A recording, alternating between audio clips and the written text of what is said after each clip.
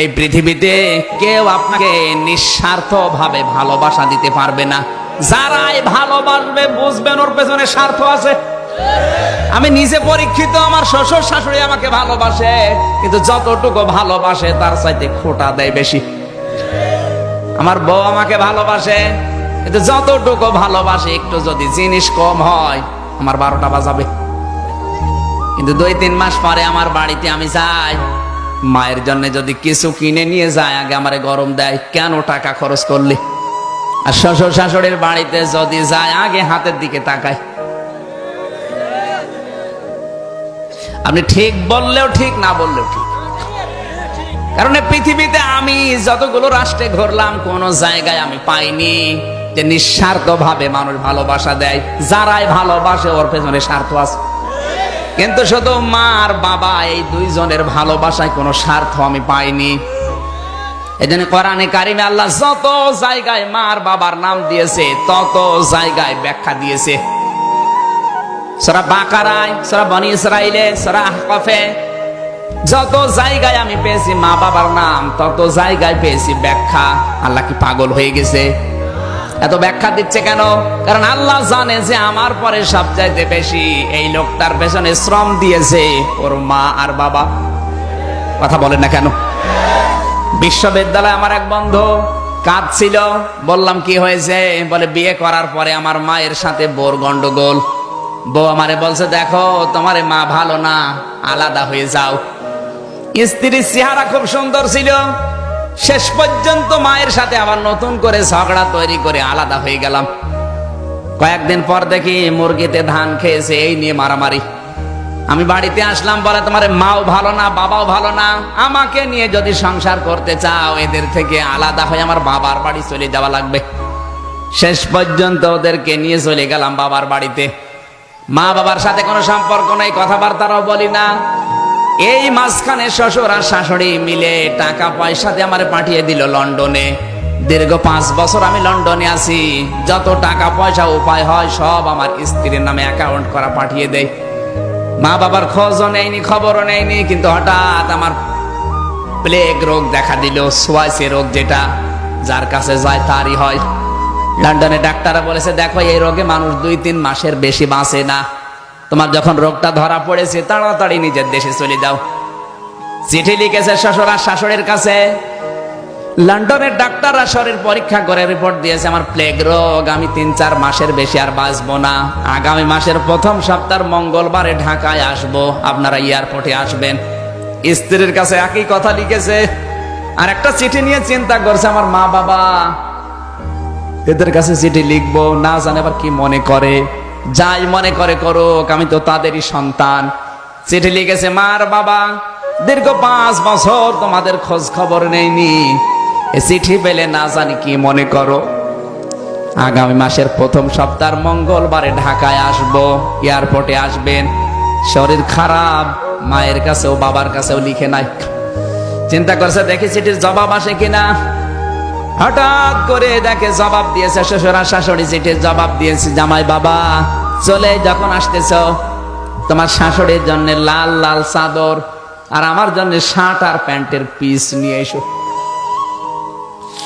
স্ত্রী জবাব দিচ্ছে বান্ধবীদের স্বামীরা আসার সময় এই এই জিনিস নিয়ে এসেছে, তোমার আমি লিস্ট করে দিলাম, আসার সময় তুমি এই এই জিনিস নিয়ে আসবা। চিন্তা করে আল্লাহ সবাই তো জিনিস চায়, আমার শরীর কেমন আছে একটা বারও জিজ্ঞাসা করে না।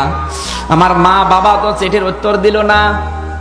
ওরা যদি চিঠি পাঠাতো তাহলে দেখতাম ওরাও কোনো জিনিস চাই কিনা। হঠাৎ পিয়ন এসে বলে চিঠি। বাইরে যে দেখে মা আর বাবা দুইজন মিলে চিঠি লিখেছে। চিন্তা করছে না এই চিঠি আমি এখনই পড়বো না। কেরোসিন তেল এনেছে, ম্যাচ নিয়ে এসেছে। যদি চিঠি খোলার পরে দেখি এখানে ওদের মতো জিনিস চাওয়া আছে, তাহলে আমি নিজের শরীরে কেরোসিন ঢেলে আগুন লাগিয়ে মারা যাবো আত্মহত্যা করে। লিখেছে প্রথম নাম্বার এই লাইনে লেখা আছে প্রাণের সন্তান, দীর্ঘ 5 বছর লন্ডনে আছো, কোনোদিন খোঁজও নাওনি, খবরও নাওনি, অথচ 5 বছরে 5 সেকেন্ডও তোমাকে আমরা ভুলে থাকতে পারিনি। দ্বিতীয় লাইনে লিখেছে প্রাণের সন্তান, আগামী মাসের প্রথম সপ্তাহের মঙ্গলবারে ঢাকায় আসবা। প্লেনে যখন উঠবা সঙ্গে সঙ্গে গরিব দুঃখীকে কিছু পয়সা দান করবা, কারণ কত প্লেন উড়ে যায়, কত প্লেন অ্যাক্সিডেন্ট হয়। তুমি জাদু যেন সহি সালামতে আসতে পারো, এই জন্য বাড়িতে 2টা খাসি ছাগল ছিল, 2টা সাদগা করে দিয়েছি। তুমি যতদিন দেশে ফিরে না আসো প্রতিদিন একটা করে রোজার 2 রাকাত করে নামাজ আমরা মান্নত করলাম। চিঠি পড়ার চোখের পানি ফেলে হাউমাউ করে কাঁদে, আল্লাহ আমি কি করলাম। যাদের জন্য জীবনটাই নষ্ট করে দিয়েছি তারা জিনিস চাই, আর এদের খোঁজই নেইনি। এরা আমার জানের হেফাজতের জন্য নামাজ রোজা মান্নত করে, গরিব দুঃখীকে পয়সা দিতে বলে, খাসি সাদগা করে। আল্লাহ কারো জন্য যদি কিছু নাও নেই, অন্তত এই মা বাবার জন্য আমি জিনিস নিতে ভুল করব না। ব্যাগ ভর্তি করে এসে নেমেছে শাহজালাল বিমানবন্দরে নামার পরে শ্বশুরা শাশুড়ি বলে কই আমাদের সেগুলো, বলে আনি নাই। আপনি তো জানেন আমার শরীর খারাপ, মার্কেটে যেতে পারি নাই, টাকা আছে আমার কাছে, ঢাকায় পাওয়া যায় কিনে দেব। বলে জানতাম যদি এরকম জবাব দেবে কখনো আমার মেয়ে তোমার সাথে বিয়ে দিতাম না। স্ত্রী ডাক দিয়ে বলে বাবার মায়ের জিনিস আনলে না, আমার সে জিনিস কই, বলে আনি নাই। বলে বাবার জিনিস আনলে না, মায়ের জিনিসও আনো নাই, আমার কথাও তোমার মনে নেই, তোমার মতো স্বামীর আমার আর দরকার নেই। এয়ারপোর্টে আমি তোমার এই ডিভোর্স দিয়ে চলে গেলাম। যাবে তো, কারণ তো বাঁচবে না। এই কথা বলেন। পাথরের মতো দাঁড়িয়ে আছে, চিন্তা করছে আমার মা বাবা মনে হয় আসে নাই, কই তাদেরকে তো দেখি না। হঠাৎ পেছন দিক থেকে কে যেন ডাক দিয়েছে, আয় রে বাবা আমাদের বুকে আয়। দীর্ঘ 5 বছর তোকে দেখি না, এক নজর দেখার পরে মনে হচ্ছে আকাশের চাঁদ আমরা হাতে পেয়েছি।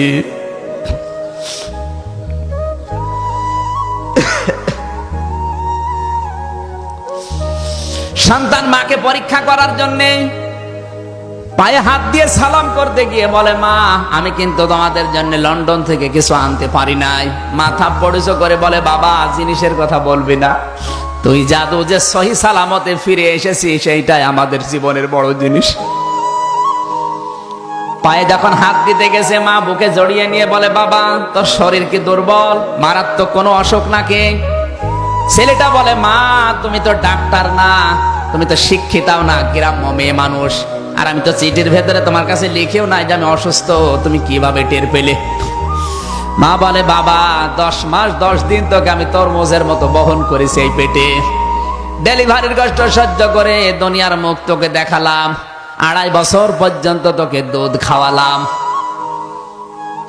2 বছর 2.5 বছর তোকে বুকের দুধ গুলো খাওয়ালাম, 25-30 বছর পর্যন্ত তোর পেছনে আমি শ্রম দিয়েছি, যে বিনা স্বার্থে এতগুলো বছর তোর পেছনে আমি কাটালাম, আমি মা কি বুঝবো না তোর শরীর ভালো না খারাপ? সত্যি করে বলতো তোর কি হয়েছে? ছেলেটা হাউমাউ করে কেঁদে বলে মা আমি আর কিচ্ছু লুকাবো না, কিচ্ছু গোপন করব না, এমন একটা অসুখ আমার শরীরে, প্লেগ রোগ, ডাক্তাররা বলেছে 3-4 মাসের বেশি আর বাঁচবো না। ও মা বাবা যা করেছি অন্তত মরণের আগে আমারে মাফ করে দাও। বন্ধু বলে আমির হামজা আমি দেখি সঙ্গে সঙ্গে আমার মা আর বাবা দুইজনের সেজদায় পড়ে গেল এয়ারপোর্টে, ডাক দিয়ে কেঁদে বলে আল্লাহ তুমি আমাদেরকে মেরে ফেলো, আমাদের হায়াত আমরা এই সন্তানটাকে দিয়ে দিলাম, আমার এই সন্তানটাকে দুনিয়ার কিছুদিন তুমি বাঁচিয়ে রাখো। নবীজি জানিয়েছেন মা আর বাবা যদি মন থেকে কিছু বলে ওটা কিন্তু সঙ্গে সঙ্গে আরশে চলে যায়।